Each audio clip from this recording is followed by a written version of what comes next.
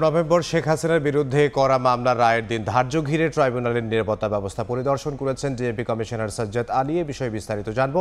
ট্রাইব্যুনালে আছেন সহকর্মী আফজাল হোসেন, সরাসরি যাব তার কাছে। আফজাল,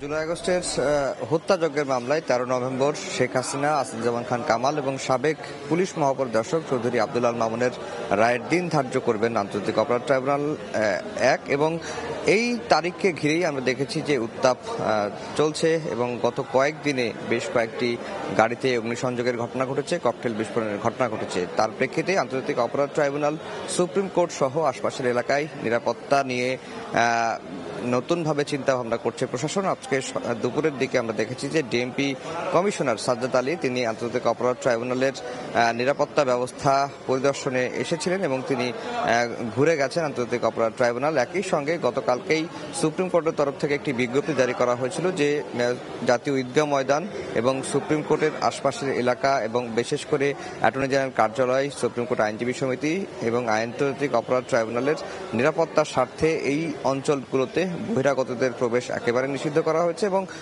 সুপ্রিম কোর্ট এবং আন্তর্জাতিক অপরাধ ট্রাইব্যুনালের গেটগুলো রয়েছে, যে দেশের সর্বোচ্চ আদালতের যে প্রবেশ দ্বারগুলো রয়েছে সেখানে নিরাপত্তা ব্যবস্থা বাড়ানো হয়েছে এবং সাধারণ যারা যাত্রী রয়েছেন, সাধারণ মানুষ, তাদেরকেও কেন তারা সুপ্রিম কোর্টে প্রবেশ করছেন সেই বিষয়টি তল্লাশি করেই বা জিজ্ঞাসাবাদ করে তাদের কিন্তু প্রবেশ করতে পারছেন। যদিও প্রসিকিউশনের তরফ থেকে বলা হচ্ছে যে 13 নভেম্বর শুধুমাত্র শেখ হাসিনা এবং আসাদুজ্জামান খান কামালের মামলার রায় কবে দিবেন সেটিই কিন্তু আন্তর্জাতিক অপরাধ ট্রাইব্যুনাল জানাবেন এবং যে বাইরে রাজনৈতিক উত্তাপ চলছে বা এই দিনটিকে কেন্দ্র করে যে ধরনের ঘটনাগুলো ঘটছে সেই বিষয়গুলো নিয়ে প্রসিকিউশন বলছেন তারা আসলে নিরাপত্তা নিয়ে কোনো উদ্বিগ্ন নন এবং তাদের কাজ হচ্ছে রাষ্ট্রপক্ষ যে মামলাটা দায়ের করেছে বা অ্যাটর্নি জেনারেল চিফ প্রসিকিউটর যে মামলার বাদী হয়ে যে মামলাটি দায়ের করেছেন সেই মামলাটির প্রেক্ষিতেই তারা যে ধরনের মামলার অভিযোগ প্রমাণের জন্য যা যা করা দরকার সেইগুলোই তারা করেছেন।